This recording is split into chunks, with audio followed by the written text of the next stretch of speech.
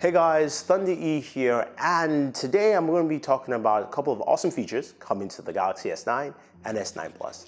Now, some of you are going, wait, Thunder E, how do you know that? The S9 and S9 Plus are not available, so you're probably lying. No, I am not, because Qualcomm gave us the blueprints for what to expect today with the Galaxy S9 and S9 Plus when they announced the 845 processor, and there are a couple of awesome features that will be coming to this device. Now, we've seen leaked renders for the S9 and S9 Plus.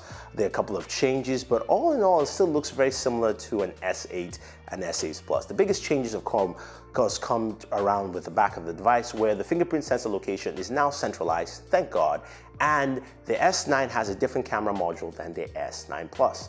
S9 has a single camera module, S9 Plus has a dual camera module. And how does this actually play out? Well, starting off first with what you can do with the 845 processor, which will be in the S9 and S9 Plus, is the fact that you can record in 4K HDR. Yes, I've been talking about HDR forever with HDR TVs. Now you can record your own content with 10-bit color, wide color gambit 2020, the whole shebang there. Plus, it does 4K 60 frames per second. Now, both modules should be able to do that, no problems there, which is absolutely fantastic with this. You've got the Spectra ISP built into the 845 processor, and that also allows something else that you can do with this device. Now, we do know the Galaxy S8 and S8 Plus had iris scanner facial recognition. This is going to be greatly improved with the Spectra ISP, because now it does better facial mapping, better true depth tone. So basically gives you a more secure option for basically facial recognition and scanning as well, which is actually pretty cool. Now, we also know that last year, 2017, Google basically won the prize as the best smartphone camera. Now, that of course was achieved using the 835 processor vector units. Now, Qualcomm has worked on the 845 and said the vector units are open, especially focused on AI as well as imaging. And I think Samsung's going to take full advantage of that, because as we see the singular camera module on the Galaxy S9, it's going to of course be able to do portrait mode, because that's just something that's standard on Samsung devices. But we're using a lot of that with the 845 processors to do that, as well as software and AI, combining of course that on the S9 Plus, where it will do that as well, but also has dual camera setup to actually aid with that. So you're gonna see that built in there. Now, another thing you're gonna see on the S9 and S9 Plus, which has to do with audio because the headphone jack is still there, is Qualcomm's new codec. This is the Acoustic Codec WCD934X, which is gonna allow you a bunch of really cool things. So you're gonna get dynamic range of 130 decibels.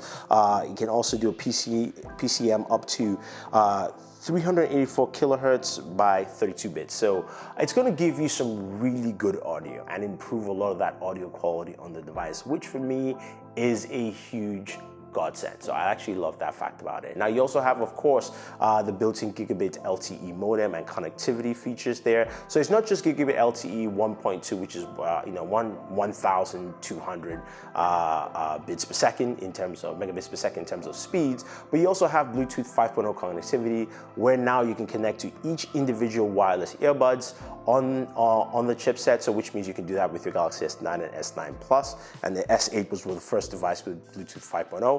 You also have, of course, Wi-Fi AD, so you're getting 60 hertz Wi-Fi connectivity, short range, but a high bandwidth of 4.7 gigabytes per second, so which is really, really nice. And those features as a whole will make the Galaxy S9 and S9 Plus a powerhouse device for you to use. Something that does 4K HDR recording like no other device will, something that also will give you a better facial recognition, security options and things like that. You also have got better audio. I love that. You can see the headphones behind me, and you're going to see a lot of this great functionality with this device. Now, the one thing I'm bummed out is that from the renders, we can see that the fingerprint sensor in the front might not be the case, although I hope that will be something that does turn up. We'll have to wait and see, but it looks like all indications point to that fingerprint sensor will be located at the back and rear of the device, which is still fine and good.